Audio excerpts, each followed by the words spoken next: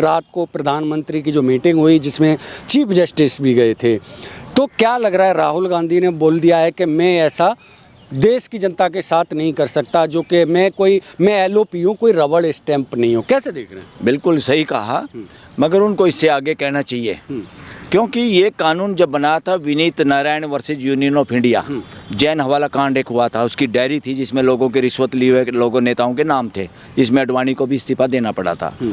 उसके बाद उसमें ये था कि ये जो सीबीआई है ये पिंजरे का तोता है और इसका मिसयूज करती है सरकार, जिसको चाहे उसको मुक्त कर दें, जिसको चाहे फंसा दें। तो उसके बाद उसमें कुछ गाइडलाइन डायरेक्शन दी थी सुप्रीम कोर्ट ने कि सीबीआई बिल्कुल इंडिपेंडेंट होनी चाहिए, ऑटोनॉमी, इसकी स्वतंत्रता पे कोई हस्तक्षेप नहीं होना चाहिए, किसी दबाव में ये काम ना करे, ये देश की ऐसी संस्था है। तो उन्होंने उस गाइडलाइन के हिसाब से फिर मनमोहन सरकार के अंदर, जब मनमोहन प्राइम मिनिस्टर थे, तो उन्होंने एक अमेंडमेंट किया और उस अमेंडमेंट के अंदर जो सीबीआई का जो कानून है, Delhi special police establishment act, उसमें भी एक सेक्शन जोड़ दी और उसमें कहा कि कैसे कौन कौन लोग इसमें होंगे ट्रांसपेरेंसी के लिए, prime minister, leader of opposition और सुप्रीम कोर्ट का चीफ जस्टिस। हाँ, और उसमें ये था पहले तो कि नहीं, वो पहले ये था कि सीवीसी एक कमेटी बनेगी, वो कमेटी फिर इस दूसरी रिकमेंड करेंगे नाम इन लोगों को, तो इन लोगों को नाम रिकमेंड करेंगे तो ताकि सरकार का भी हिस्सा हो, एलओपी का भी हो, और चीफ जस्टिस को सोच रहे कि वो न्यूट्रल होगा, इसलिए कोई सही फैसला होगा। या मेरा कुछ और कहना है, अरे भाई ये बात दोनों पार्टियों ने गलत की। असल ये होना चाहिए कि देश की जनता चुने इन लोगों को, अगर ऑटोनॉमी चाहिए तो सीबीआई को भी डायरेक्टर को ऑटोनॉमी चाहिए तो देश की जनता कहाँ बैठती है? पूरा देश के प्रतिनिधि बैठते हैं पार्लियामेंट में। जिसका भी ये कमेटी सीवीसी और ये लोग कमेटी जांच करके नाम भेजे, उन पे डिस्कशन और डिबेट होनी चाहिए पार्लियामेंट के अंदर, ताकि कोई चोर उचक्का सीबीआई का डायरेक्टर ना बन जाए, ताकि पोल खुल जाए सबकी, कोई प्राइम मिनिस्टर की जेब का आदमी ना बन जाए, कोई जुगाड़ फिट ना कर ले प्राइम मिनिस्टर और चीफ जस्टिस और लीडर ऑफ अपोजिशन को साइड लाइन कर दिया जाए। यही तो हुआ है कि एलओपी क्या कह रहा था वहाँ कि मैं जब गया उससे पहले मेरे पास कुछ नहीं आता पता, फिर 60 या 69 लोगों का नाम बता दिए, ये लोग हैं, कौन उसी वक्त फैसला कर सकता है इनमें से कौन अच्छा कौन बुरा? उसको पहले भेजना चाहिए कि नहीं भेजना चाहिए? ये देश के साथ धोखा है, ये देश के साथ प्राइम मिनिस्टर धोखा कर रहा है, धोखा है, ये देश के साथ चीफ जस्टिस भी धोखा कर रहा है। अगर उन्होंने ये क्वेश्चन नहीं उठाया, अगर चीफ जस्टिस को कब इन लोगों के नाम भेजे या नहीं भेजे, चीफ जस्टिस को बताना चाहिए देश के सामने। अगर उनको भी उसी दिन बताया है तो दोनों आदमियों को वोटिंग में हिस्सा नहीं लेना चाहिए और उसको रोक लगानी चाहिए उस सिलेक्शन पे, वरना तो वो जाके कर लेंगे, 2 आदमी के साइन करा दिए। अगर चीफ जस्टिस ने बिना जांचे अगर उनको भी नाम नहीं बताए हैं और वो चुपचाप वहाँ साइन करके आए हैं, तो चीफ जस्टिस ने भ्रष्टाचार किया देश के साथ। यस, ये तो बहुत बड़ा, प्राइम मिनिस्टर और चीफ जस्टिस दोनों ने भ्रष्टाचार किया देश के साथ।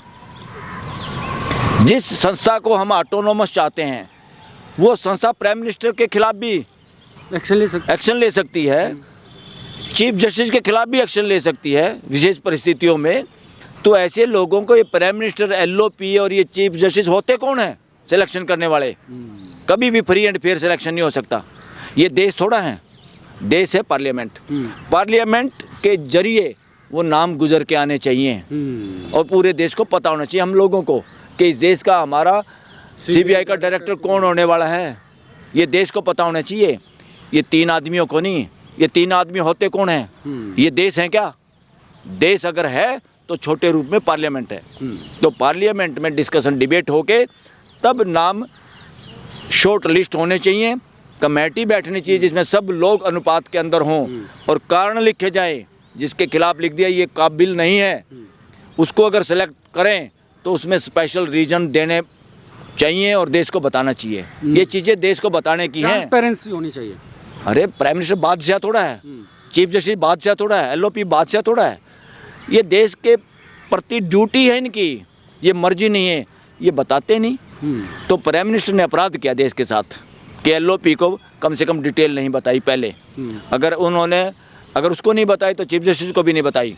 और अभी भी अगर सिलेक्शन हो गया तो इसका मतलब है चीफ जस्टिस एक तरह से प्राइम मिनिस्टर के कहने पे साइन किया। तो कंप्रोमाइज 100%, 100% कंप्रोमाइज्ड अगर ये है तो ये देश के साथ गद्दारी है इन लोगों की। ये तो बहुत बड़ा सवाल है। यस। इसलिए मैं अपोजिशन को भी कहता हूँ और देश के पार्लियामेंटेरियन को भी कि भाई आप ऐसे आंख मीच के हाथ खड़े करके कानून मत बनाया करो पार्टी के आधार पे या किसी सीएम या पीएम के कहने से। आप देश के कानून बनाओ संविधान के हिसाब से, संविधान की जो मांग है और सुप्रीम कोर्ट की जजमेंट जो है उस जजमेंट के हिसाब से ट्रांसपेरेंट अपॉइंटमेंट होनी चाहिए। उस जजमेंट का वायलेशन हुआ है अगर एलओपी को डॉक्यूमेंट नहीं दिए हैं, इसी बात के आधार पे चीफ जस्टिस सूर्यकांत को साइन नहीं करने चाहिए अपॉइंटमेंट पे और विरोध प्रकट करना चाहिए। अब पता नहीं क्या किया है। अगर चुपचाप साइन किए हैं तो कंप्रोमाइज है चीफ जस्टिस और आगे से इन लोगों को बाहर करने की जरूरत है। कोई जरूरत नहीं है, चीफ जस्टिस अपना काम करे या ही अपॉइंटमेंट करे। जिस सीबीआई के डायरेक्टर की कंप्लेंट सुप्रीम कोर्ट में आ सकती है उसके अपॉइंटमेंट करने का क्या काम है चीफ जस्टिस का? इनको खुद को कहना चाहिए था सुप्रीम कोर्ट को, चीफ जस्टिस को कहीं नहीं रखो भाई, आप पार्लियामेंट को दो ये पावर ताकि देश के सामने दूध का दूध और ईमानदार लोगों की भर्तियां हों। यहाँ जुगाड़ फिट होते हैं कौन कौन से मंत्री का कौन, ये सारे पुलिस के अफसर डीजीपी बनने के लिए और फिर इस तरह की अपॉइंटमेंट लेने के लिए जी हजूरी करते हैं भ्रष्ट नेताओं की। और भ्रष्ट नेता जो उनके इशारे पे पूरा भ्रष्टाचार करने के लिए नाचता है मदारी के बंदर की तरह, उस तरह के लोगों की अपॉइंटमेंट कर दी जाती है इन इम्पोर्टेंट पोस्टों पे। ये देश के साथ गद्दारी है। तो राहुल गांधी ने सोशल मीडिया एक्स पर बहुत लंबा चौड़ा एक लेटर लिख के डाला। राहुल गांधी ने लिखा, राहुल गांधी को ये स्टेटमेंट देनी चाहिए कि हम मांग करते हैं कि ये अपॉइंटमेंट पार्लियामेंट के जरिए होनी चाहिए और डिबेट करके होनी चाहिए। वो चुपचाप क्यों है? सिर्फ इतनी बात कह दी मुझे नहीं पता चला, यानी वो पावर रखना चाहता है मगर इतना ही उनको दर्द है कि मेरे को बताया नहीं। अरे भाई आप होते कौन हो? आप ये एलओपी करके क्यों आप लेना चाहते हैं? आप कहो ना पार्लियामेंट को करना चाहिए। हाँ, मेरा ये संदेश है एलओपी के लिए, राहुल गांधी के लिए, अगर तुम ईमानदार हो तो डिमांड ये रखो जो भी शॉर्ट लिस्ट कैंडिडेट हों, शॉर्ट लिस्ट करने वाली कमेटी भी साफ़ सुथरी होनी चाहिए और जो कैंडिडेट हों उनके नामों पे डिस्कशन डिबेट पूरे एक एक एमपी को पता होना चाहिए। फिर उस पर डिबेट होनी चाहिए फिक्स करके कि कौन अच्छा है कौन बुरा है, ताकि दूध का दूध ये चमचे इन अपॉइंटमेंट में ना आ पाए। चमचे अपॉइंटमेंट में आने से भी डरें ताकि वो पार्लियामेंट में क्योंकि नंगे हो जाएंगे, इसीलिए वो चमचागिरी भी मारना बंद कर देंगे इन भ्रष्ट नेताओं के। लेकिन जब देखते हैं स्पेशल सेशन बुलाया जाता है पार्लियामेंट का महिला आरक्षण वो बिल पर और दूसरा इस पर, तो इस पर भी तो एक दिन के लिए बुला सकते थे। अरे मैं कह रहा हूँ आगे से ऐसा ही होगा, देश में करना पड़ेगा ये। देश की जनता को भी समझना चाहिए, देश के वकीलों को भी और देश के लीडर अपोजिशन या जितने भी इस तरह के लोग हैं इनको ये करना चाहिए। दिन रात बस खाली इलेक्शन जीतने का जुगाड़ नहीं करना चाहिए। डेमोक्रेसी में इलेक्शन जीतने का जुगाड़ करना एक तरह से देशद्रोह है, अपराध है। अपने आप को अच्छा साबित करना, अच्छी बातें उठाना और देश के भले में बोलना करना जीना, यही असली पॉलिटिकल लीडर्स का काम। तो देश की जो डेमोग्राफी है डेमोक्रेसी से अलग है। डेमोग्राफी क्या मतलब आप क्या कहना चाहते हैं? जो जनता है वो कुछ और चाहती है लेकिन नेता अलग कुछ है। यस, इससे ये पता चलता है जब जनता कुछ और चाहती है नेता कुछ और करते हैं, इससे साबित होता है कि वो डेमोक्रेसी के साथ व्यभिचार कर रहे हैं नेता। वो डेमोक्रेसी को लात मार रहे हैं, उसकी बेइज्जती कर रहे हैं, उसको नंगी कर रहे हैं और उनका कोई विश्वास नहीं डेमोक्रेसी में। इसीलिए जनता के हिसाब से काम नहीं करना ही अपने आप में स्पष्ट होता है कि ये शासन कर रहे हैं, ये डेमोक्रेसी के दुश्मन मानसिकता के लोग हैं। तो इसमें पक्ष विपक्ष दोनों ही शामिल हैं। दोनों शामिल हैं। विपक्ष खाली ये कहता है मुझे पता नहीं चला। अरे भाई आप ये कहो, ये तरीका ही गलत है अपॉइंटमेंट का। और ना चीफ जस्टिस बोलता, भाग के चला जाता है। तो यही तो होता है ना, जब कांग्रेस की भाग के क्यों गया भाई? अपना यहाँ काम करो ना, कितने काम हैं, रात में अंधेरे में जा रहे हैं। अब सुप्रीम कोर्ट भी क्या आपने देखा होगा, एक मंदिर के चक्कर में जिसका फैसला अच्छा फैसला आ चुका ऑलरेडी, उस पे 9 जजों का बेंच बिठाए बैठे हैं। अरे भाई लोगों के तुम केस क्यों लगाते हो लिस्ट में? कम से कम उस दिन लिस्ट मत लगाओ, वकील लोग ना आए, क्लाइंट देश के ना आए। ये बार बार हो रहा है, क्यों ऐसे बेंच बिठाते हो? मंदिरों के लिए या उन चीज़ों के लिए जो भूतकाल की चीज़ें हैं, जो जिंदा लोग हैं उनके मुकदमे हैं, उनके जो इशू हैं, उस पर आप कॉन्स्टिट्यूशनल बेंच गठित नहीं कर पा रहे। लोग डिमांड कर रहे हैं, केस पेंडिंग पड़े हैं। ये भी बड़ा प्रश्न चिन्ह है और ये क्वेश्चन है मेरा और सारे देश के वकीलों की तरफ से ये अननेसेसरी कॉन्स्टिट्यूशनल बेंच बिठाना और देश के असली मुद्दों को इग्नोर करना, ये जुडिशल सिस्टम को ख़त्म कर देगा। इसकी फेथ जो लोगों का है उसको और कमज़ोर करेगा। इससे बाज आना चाहिए। तो फिर तो ऐसे जब सीबीआई के जो डायरेक्टर के अपॉइंटमेंट की बात आ रही है, फिर कांग्रेस और बीजेपी एक ही सिक्के के दो पहलू हो गए। इस मामले में एक ही पहलू हैं, इस मामले में बिल्कुल। क्योंकि यहाँ भी मैं देखता हूँ हमारा नेता कैसा हो, मोदी जैसा हो, मजबूरी है, किसी को टिकट लेनी है, चमचागिरी करनी है। हमारा नेता कैसा हो, राहुल जैसा हो, फलाना कैसा हो। अरे ये 2-4 लोगों से काम चलेगा क्या देश का? ये गलत कंसेप्ट है। एक मसीहा आएगा, देश को या आपको बचाएगा। ये अस्तित्व के नियमों के विरुद्ध है। ये मानवता के लिए खतरनाक है।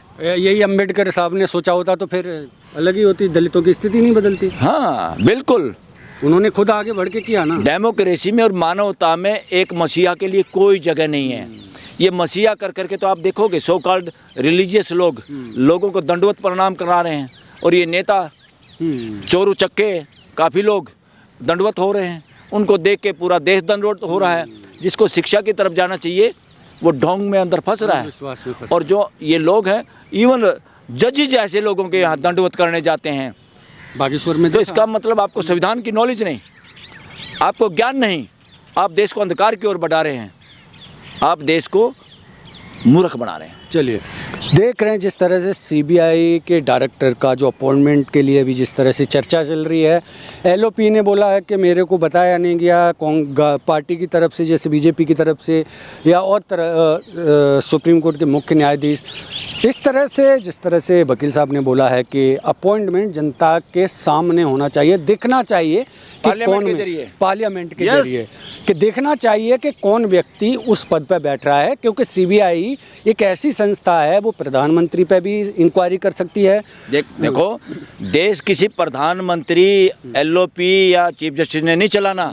ये बैम छोड़ दो, लोगों को समझना चाहिए देश संविधान के हिसाब से चलना है, इसलिए आदमी के हिसाब से नहीं चलना है। तो यही चीज़ें, बाकी आपकी क्या राय है इस पूरी बातचीत पे, आप अपनी राय कमेंट बॉक्स में जरूर दीजिए। धन्यवाद।